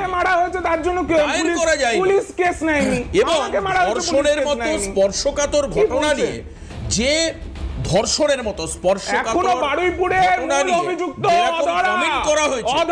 ভাবা যায় না। একটা বিরতির পর ফিরে আসছি, অরিজিৎ বক্সী ঝন্টুদার কাছ থেকে নেব, তারপরে অবশ্যই নীলাঞ্জন আর গৌরবের বলার থাকলে আমরা শেষের দিকে শুনবো। বিরতির পর ফিরছি, সঙ্গে থাকুন। ফিরে আসলাম আবার, অরিজিৎদার কাছে যাব। অরিজিৎ, অনেকগুলো অভিযোগ যেখানে এরা এই যে আপাত বা সাময়িক বিজেপি বা কারা বিজেপি, এটাকে চিহ্নিত কি করা গিয়ে আমরা প্রথম থেকে দেখতে পাচ্ছি আপনাদের দলেরও একাধিক স্তরের মানুষের অভিযোগ কিন্তু এটাই যে নতুনরা এসে, নতুন কেউ এসে যাতে বিজেপিকে কলঙ্কিত না করে। এই বেড়াজাল দেওয়ার যে কাজটা, এই যে ফেন্সিং করা, সীমান্তে বিএসএফ জমি পাচ্ছে, অনুপ্রবেশ আটকাবে ঠিকই, কিন্তু বিজেপিতে অনুপ্রবেশ আটকানো যাবে? দেখুন, আমাদের ধারণা ছিল, যদিও আমরা ভুল প্রমাণিত হয়েছি, আমাদের ধারণা ছিল তৃণমূলটা করলে চুরিটা ভালো করে রপ্ত করা যায়, কিন্তু তৃণমূল করে যে এরকম দোকান কাটা বেহায়া হওয়া যায় এটা সত্যিই আমরা জানতাম না। আমাদের দলের শীর্ষ থেকে শুরু করে সমস্ত স্তর থেকে বারে বারে বার্তা দেওয়া হচ্ছে যে ভারতীয় জনতা পার্টি একটা সিস্টেমে চলে, এখানে এসে এরকম লাফঝাপ দিয়ে ঢুকে পড়া যায় না, হাত ধরে টেনে নামানো যাচ্ছে না। সমস্যা হচ্ছে যে এই যে যেটা নিয়ে বললেন Direct মুখ্যমন্ত্রী বা এমপি হওয়া যায়। সমস্যা হচ্ছে যে যেটা নিয়ে এই যে বারবার যে কথাটা হচ্ছে যে আমি বলবো যে এই চিন্তা ভাবনার অ্যাঙ্গেলটাই ভুল, যে ক্রাইমের সাথে নতুন পুরনো 4টের আগে 12টার পরে এর কোনো কানেকশন নেই। আমি দর্থহীন ভাষায় এখানে আমার সম্মানীয় মুখ্যমন্ত্রী এবং সম্মানীয় রাজ্য সভাপতির কথাকেই আবার রিআইটারেট করব যে সমাজের বুকে অপরাধ হলে তার কোনো ডান দিক বাদিক ওপর নিচ হয় না। যে গোরা প্লিজ শেষ করতে দাও, শেষ করতে দাও, শেষ করতে দাও, শেষ করতে দাও।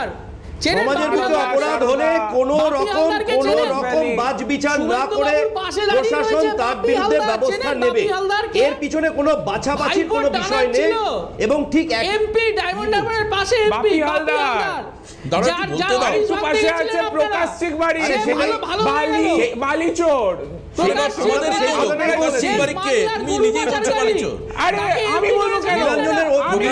বিলম্বিত বোধোদয় হয়েছে,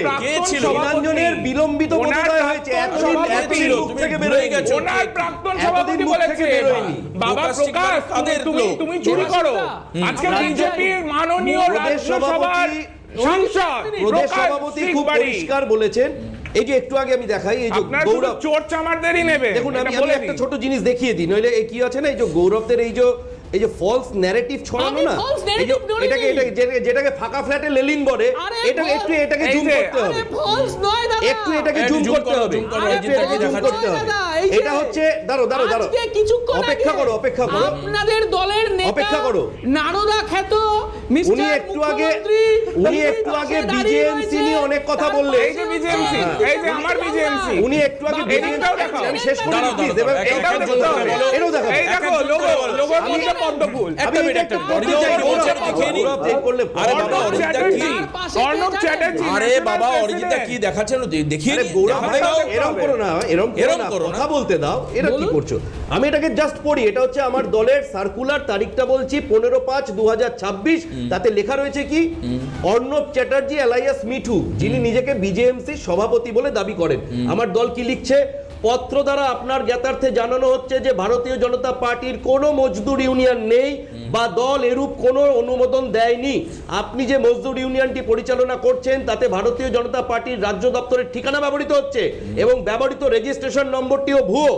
এছাড়া আপনার বিরুদ্ধে দলীয় নাম ব্যবহার করে আর্থিক দুর্নীতির অভিযোগ এসেছে, যা অত্যন্ত লজ্জাজনক এবং দলীয় সংবিধান বিরোধী। পশ্চিমবঙ্গ বিজেপির শৃঙ্খলা রক্ষা কমিটির সুপারিশে এবং রাজ্য সভাপতি শ্রমিক ভট্টাচার্যের নির্দেশ অনুসারে এইরূপ আচরণ এবং দলবিরোধী কার্যকলাপের জন্য আপনাকে দলের প্রাথমিক সদস্য পদ থেকে কেন বহিষ্কার করা হবে না, এই পত্র পাওয়ার আগামী 7 দিনের মধ্যে জানাবেন এবং পরবর্তী নির্দেশ না পাওয়া পর্যন্ত আপনাকে সমস্ত রকম দলীয় কাজ থেকে বিরত থাকার নির্দেশ দেওয়া হলো। এটা হচ্ছে আমার দল, ভুল করে এই যে দেখুন এই যে কিন্তু বিচ্যুত অর্ণব চ্যাটার্জি মাননীয় রাজ্যপালের সাথে কি করে অ্যাক্সেস পায়? নীলাঞ্জন 1 মিনিট, কে কোথা থেকে রাজ্যপালের কাছে যাবে? তুমি লোগোটার কথা বলছো না, লোগোটা দেখাও, এই তো লোগো, বিজেপি লোগোটা দাও, লোগোটা দেখাতে দাও, লোগোটা দেখাতে দাও, লোগো বলছি দেখাতে দাও। কি ছবি এআই দিয়ে বানাচ্ছে? কোথায় লোগো, কোথায়? আমি তার প্রোফাইল থেকে লোগো কোথায়? আপনাদের ইয়েটা ঠিক নয়। তুমি এতক্ষণ তো লোগো বলছিলে, এবার দেখাও লোগোটা কোথায়? হ্যাঁ গৌরব কি বলছো?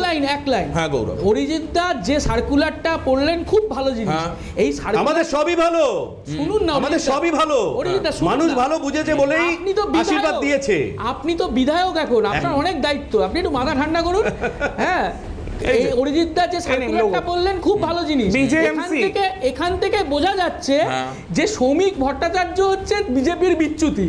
তার কারণ হচ্ছে শ্রমিক ভট্টাচার্য এইখানে যে সার্কুলার পড়ছে, আর শ্রমিক ভট্টাচার্য একটা স্মাগলার, গরু পাচারকারীকে, একটা তোলাবাজকে গলায় মালা পরিয়ে বিজেপিতে এনে রাজ্যসভার সাংসদ করছেন। আপনি কোনটাই যাবেন? না না, এটা কি না, তুমি অন স্ক্রিন যেটা বলছো এটা মানে তিনি কনভিক্টেড তাই বলছো তো? না না, কনভিক্টেড নয়, পাশে তৃণমূল বসে আছে, পাশে তৃণমূল বসে আছে, এখনো লোগো দেখাবো বলে দেখাতে পারে, এই তো লোগো, এই যে ওখানে দেখো, এই যে লোগোটা দেখো, এই যে লোগো, বিজেএমসি।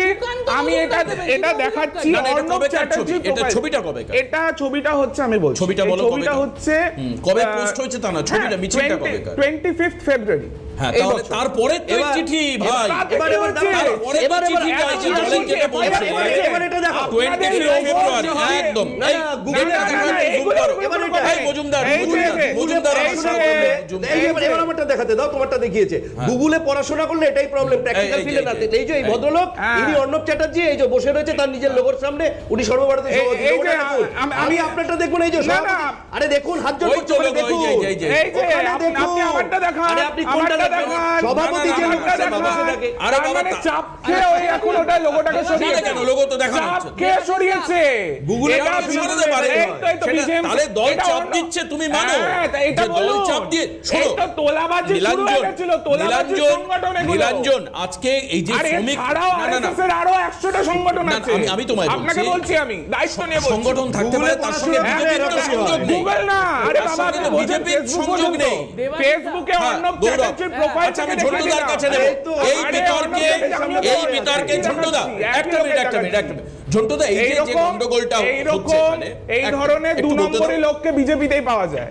না না, বিজেপিতে গেছে এবং 5 বিজেপির সাথে কোনো সম্পর্ক নেই। আচ্ছা, আমি এক লাইন বলে নিয়ে ঝন্টুদা কাছে যাই। এই যে কবে থেকে 2017 ছবি অর্ণব চ্যাটার্জি, মানে তিনি গ্রস মিসইউজ করছেন বলেই তো তাকে সদস্যপদ খারিজ করা হয়েছে। কিন্তু গ্রস মিসইউজ করার জায়গা তো বিজেপি। আপনার নেতারা চুরি করে দিকে যাচ্ছে, আজকে ঘটনা না ঘটলে বেশি ডাইভার্টেড হচ্ছে, বড্ড বেশি ডাইভার্টেড হচ্ছে। আমি একবার এই প্রমোটার বিতর্কে ঝন্টুদার কাছে আসব। যেটা অভিযোগ, জমির মালিক, আমাদের টপিকে থাকতে হবে। কোথায় বিজেএমসি নিয়ে আজকে কোনো আলোচনাই নয়। আমাকে মাথায় রাখতে হবে যে এই সময়ে যে কোনো সংগঠন বিজেপির ছত্রছায়া আসার চেষ্টা করবে, দল তাকে কতটা শক্ত হাতে নিয়ন্ত্রণ করছে সেটা হচ্ছে দেখার বিষয়। আমি ঝন্টুদার কাছে আসবো। এই যে প্রমোটার রাজ, এবং এই প্রমোটার রাজের একের পর এক উদাহরণ শহর কলকাতা এবং মফস্বলে রয়েছে। আজকে পাইকপাড়ার যে উদাহরণটা এসছে সামনে, সেখানে জমির মালিক বলছে যে গতবার আমরা অভিযোগই দায়ের করতে পারিনি। এই যে অভিযোগ দায়ের করতে পারা বা না পারাটা, এই জায়গাটা প্রশাসনিক ইতিবাচক ইঙ্গিত কি ছিল? তৎসত্ত্বেও কি ভয়েরা করতে পারেননি, নাকি প্রশাসন? এই যে কিছুক্ষণ আগে বড়বাবু, মেজবাবু, ছোটবাবুর একটা গল্প অরিজিৎ দাই বলছিলেন, কিসের ভয়? যে মানে আমরা সাফার করেছি, দেবাশিস দা, ঝন্টুদা বলবার আগে পাইকপাড়া যেহেতু তুমি সবার আগে এক লাইন করে বলছো এবং পুরোটা গন্ডগোল হয়ে যাচ্ছে। গৌরব, না গন্ডগোল হচ্ছে না, এক লাইন করে তুমি অনুঘটকের কাজ করছো। আমি বুঝতে পেরেছি আজকে পাশের স্টুডিওতে বসেছো বলে তোমার রাগ হয়েছে আমাদের উপর, তোমরা এক লাইন বলে ডিরেল করছো। এর আগের ইস্যুটা তুমি হকার উচ্ছেদের প্রসঙ্গ তুলে গন্ডগোল করে দিলে, রাজ্যটাকে ডিরেল করে। আচ্ছা, আমি বলি দেবাশিস, শামস ইকবালের কথা মনে পড়ে? একদম মনে পড়ে। তৎকালীন কলকাতা মেয়রের ডান হাত এবং শামস ইকবালের বেআইনি প্রমোটারিং এর জন্য বেআইনি জলাভূমি বন্ধ করে বুঝিয়ে বেআইনি কনস্ট্রাকশনের জন্য কতগুলো মুসলিম সংখ্যালঘু আপনার কি ঝন্টুদা শামস ইকবালের 8 কোটি টাকা গাড়িটার কথা মনে পড়ে? বিজেপির বি টিমে চলে গেছে। ইকবালের 8 কোটি টাকা, তোমার তো লজ্জা করা উচিত ভাই। একজন কাউন্সিলর বড় নেতা 8 কোটি টাকার বিএমডব্লিউ না কি একটা কোম্পানির গাড়ি চড়ছে। খুব রাগ হচ্ছে যেহেতু নীলাঞ্জনকে বিজেপি নাই। মূল প্রশ্নটা হচ্ছে কেন এগুলো হচ্ছে? দেখো, আমরা এখানে চিৎকার চেঁচামেচি, ডান বাম অতি বাম চিৎকার করে যাচ্ছি। এই সমস্যাটা কিন্তু আজকের নয়, আজকে গ্যাগরিনের রূপ নিয়েছে এটা। দেখো, ইন্ডাস্ট্রিয়ালাইজেশন, লোকের সোজা বাংলায়, লোকের যদি কাজ না থাকে, লোক পলিটিক্যাল ছত্রছায়ায় সোজা বাংলায়। আরে আমাকে বলতে দাও, একটা সময় আমরা 15 বছরের কথাই বলছেন, বর্তমান কথাটা বলুন। একটা সময় 3 মাসে হবে না, বলতে দাও। একটা সময় ছিল, বুদ্ধবাবুকেও বলতে হয়েছিল জ্যোতিবাবুর সরকারের চোরেদের সরকার আমি থাকবো না, মনে পড়ে? ইতিহাস বলে, আমার কথা নয়। প্রশ্নটা হচ্ছে এন্টায়ার এপিসোডটায় বাংলায় ইন্ডাস্ট্রিয়ালাইজেশন গুলো ধূলিসাৎ হয়েছে, কর্মক্ষমতা নেই, মানুষের জব নেই, ফলে একটা বড় অংশ এই পলিটিক্যাল ছত্রছায়ায় তোলাবাজিটাকে একমাত্র উপার্জনের জায়গা তৈরি করেছে, যদি আত্মসমালোচনা করে বলা যায় প্ল্যাটফর্মে। ফলে এই জায়গায় দাঁড়িয়ে বিজেপি নতুন সরকার মাত্র 3টে মাস হয়েছে, 4টে মাস হয়েছে, তারা এই কর্মসংস্থানের জায়গাটা কত ব্যাপ্ত করবে, যেটা বামেদের সময় এবং তৃণমূলের সময় ধ্বংস হয়ে গেছে, এটা যত করতে পারবে তত এই প্রমোটারি রাজের নাম করে তোলাবাজিটা বন্ধ হবে। এটা বোঝার চেষ্টা করুন। আমরা ডান বা মতিবাম এই চিৎকার চেঁচামেচি জায়গায় থাকলে পরে বাংলার অগ্রগতি হবে না। আজকে বিহারে তোলাবাজি বন্ধ করা গেছে কেন? ভাই, বিকজ প্রোডাক্টিভ পলিটিক্স, প্রোডাক্টিভ রাজনীতি, ইতিবাচক রাজনীতি নিরঞ্জন করতে হবে। আমি তো ইতিবাচক কথা বলতে চাইছি। তাপসরায় 3 মাসে কি দিশা দেখিয়েছেন? তাপসরায় 3 মাসে কি দিশাটা দেখালেন? কে তাপসরায় শিল্পমন্ত্রী কি দিশা দেখিয়েছো তুমি? আমি আমরা তো অপোজিশনের ভাই, আমরা তো অপোজিশন, আমরা তো জানতে চাই যে এই সরকার কি দিশা দেখাবে। ঝন্টুদা, এটা আপনি হয়তো খানিকটা অনুচিত বলছেন, কারণ আমি এই ব্যাপারটা কন্ডেম করছি। তার কারণ 2011 সালে ক্ষমতায় এসে 2012 সালে নভেম্বর মাসের 13 তারিখে মমতা বন্দ্যোপাধ্যায় বলেছিলেন 100% কাজ হয়ে গেছে। এখন সেই আইসেটে বিশ্বাস করা হচ্ছে নীলাঞ্জন।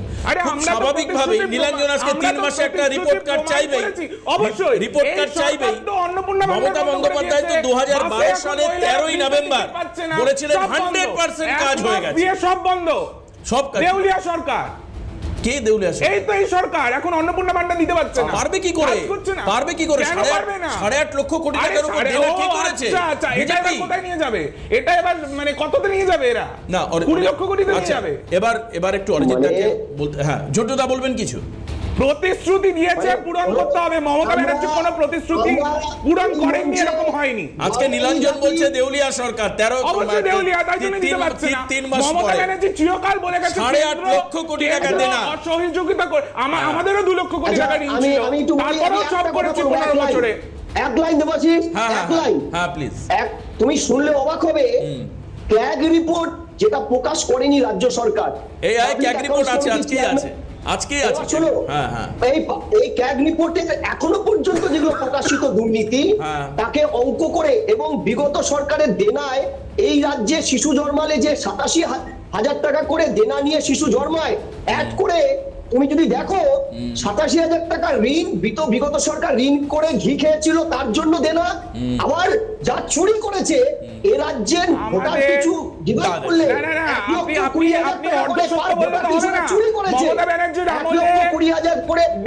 চুরি করেছে, বাংলায় কমেছে। নরেন্দ্র মোদীর আমলে ভারতবর্ষের debt to GDP ratio Manmohan Singh এর তুলনায় বেড়েছে। তুমি তোমার রাজ্য নিয়ে বলো। না রাজ্য নিয়ে বলো। আমি কি ভারতীয় নই? ভারতীয় নই।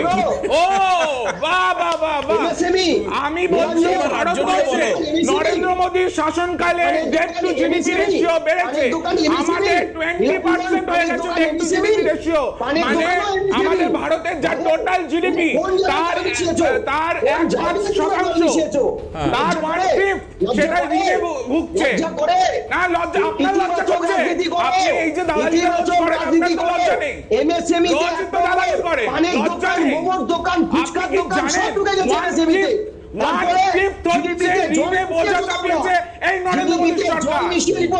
আমাদের মমতা ব্যানার্জি সরকার এসে আমাদের জিএসডিপি রেশিও বাংলায় কমেছিল, এটা বলতেছি কোন?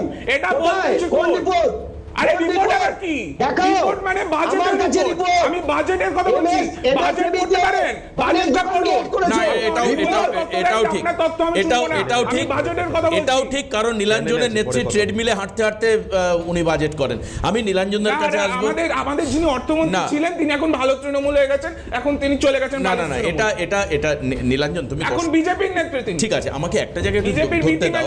একটা জায়গা আমি ছোট্ট এটা অরিজিৎদার থেকে রিঅ্যাকশন নেব। ক্যাগ রিপোর্টে নতুন করে আসলো, কি আসলো রিপোর্ট আমরা দেখতে পাচ্ছি। আমফানের যে মানে সেন্ট্রাল যে ছিল, ফান্ড ছিল, সেখান থেকে একজন ব্যক্তির নাম একাধিক নামে, চিন্তা করতে পারেন এপিক নাম্বারে একটা নাম্বার শুধু বদলে দেওয়া হয়েছে।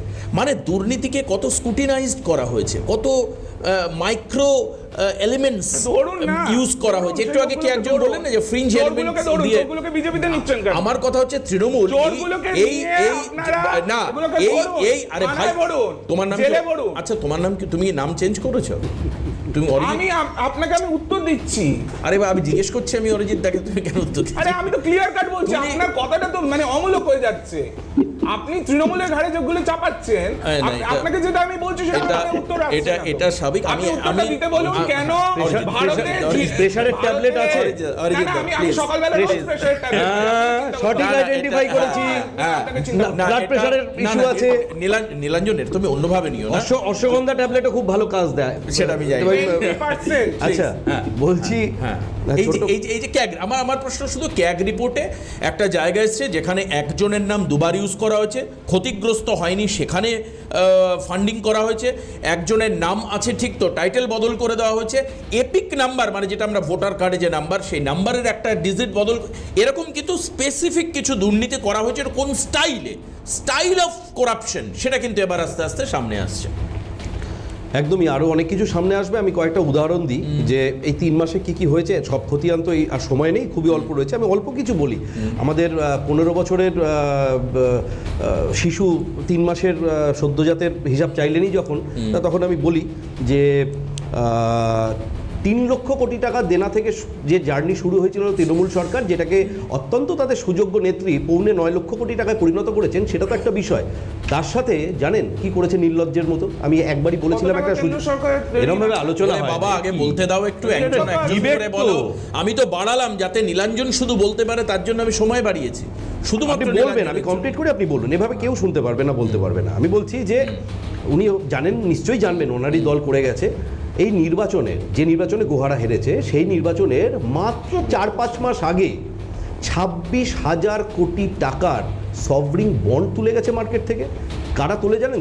সভরিং বন্ড যাদের ক্রেডিট নেওয়ার সমস্ত লিমিট ওভার হয়ে যায়, তারা সভরিং বন্ড যদি সহজ ভাষায় বোঝানো যায় সেটা হচ্ছে স্টেটের প্রপার্টিকে মর্টগেজ রেখে দেওয়া। 26,000 কোটি টাকার সভরিং বন্ড তুলে গেছে। ওই যে যেটা বললেন ঝন্টুদা, যে আজকের দিনে একটা বাচ্চা জন্মালেও 87,000 টাকার দেনা, তা এইটা ইনক্লুড করার পরই 1 লাফে 75 ছিল, 1 লাফে 87,000 টাকার দেনা হয়ে গেছে।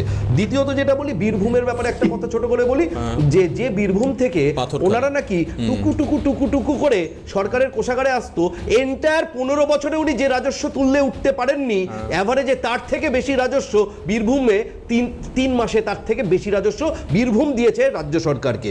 তৃতীয় যেটা বলি, 3 মাসে কি হয়েছে, এই দেনাগ্রস্ত সরকার, তৃণমূল সরকার দেনাগ্রস্ত সরকার, সবাই জানে, লুকোবার কিছু নেই। তারা লক্ষ্মীর ভাণ্ডারে, তাদের লক্ষ্মীর ভাণ্ডারের প্রাথমিক স্ক্যানিংয়ে 30 লক্ষ ভুয়ো ভোটার আইডেন্টিফাই করা হয়েছে, যারা লক্ষ্মীর ভান্ডার পাওয়ার ক্ষেত্রে যাদের কোনো ভূমিকা নেই।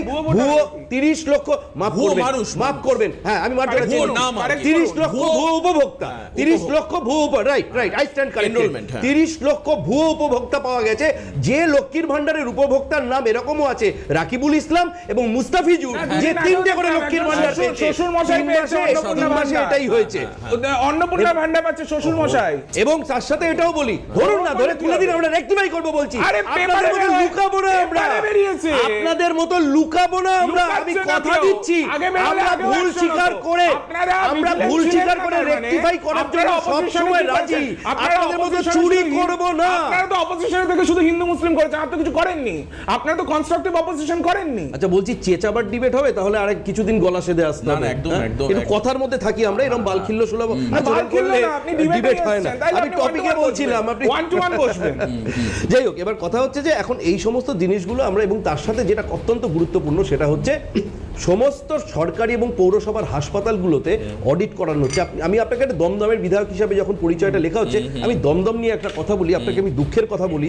আমি প্রতি সপ্তাহে 4 থেকে 5 দিন সাধারণ মানুষের বিভিন্ন সমস্যা শোনার চেষ্টা করি, যেটাকে আমরা অফিসিয়ালি জনতার দরবার, আমাদের সম্মানীয় মুখ্যমন্ত্রী নাম দেন, তারই অনুকরণে। একদম আমার সাথে প্রত্যেক দিন যদি ওইখানে 40 থেকে 50 জন কথা বলতে আসেন, তার মধ্যে 25 থেকে 30 জনই হন এক রকমের সমস্যা নিয়ে। সমস্যাটা কি জানেন? সমস্যাটা হচ্ছে কোনো প্রমোটার বাড়ি প্রমোটিং করবে বলে নিয়ে বাড়িটাকে ভেঙে দিয়ে তাদের ভাড়া বাড়িতে ঢুকিয়ে দিয়ে ভাড়া বন্ধ করে দিয়েছে, 12 বছর 10 বছর 8 বছর হয়ে গেছে, হাজারে হাজারে মানুষকে গৃহহীন করে দিয়ে গেছে।